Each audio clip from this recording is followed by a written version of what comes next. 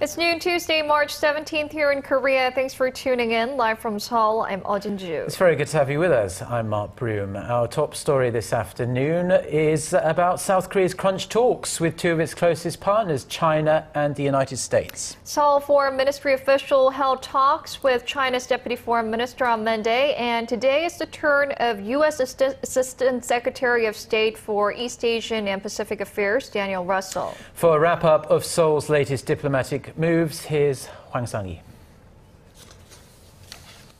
Korea could find itself tangled between two superpowers following its back-to-back meetings with China and the United States this week.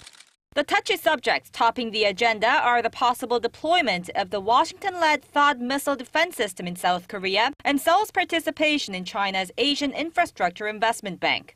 Following talks with his South Korean counterpart Lee Kyung-soo on Monday, Chinese Assistant Minister of Foreign Affairs Jianchao said they'd had a very open and honest discussion about the THAAD deployment.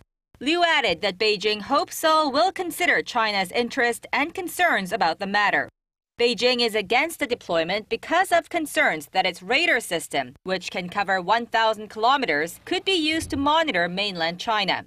Although Seoul and Washington say there have been no official discussions on THAAD, the U.S. Forces Korea said last Thursday that it conducted site surveys on where to deploy the missile defense system. As for Seoul's participation in the AIIB, Liu said he reiterated China's hopes for Korea to join the bank as a founding member.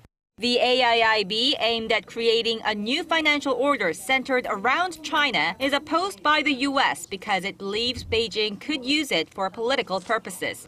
Seoul will reportedly make its final decision on joining this new financial institution later this month.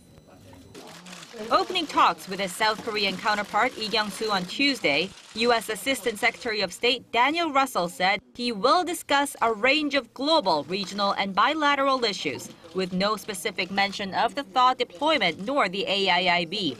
The visiting U.S. envoy said the back-to-back visits to Seoul by diplomats from Beijing, Tokyo, and Washington are indicative of Korea's central role in Northeast Asian affairs.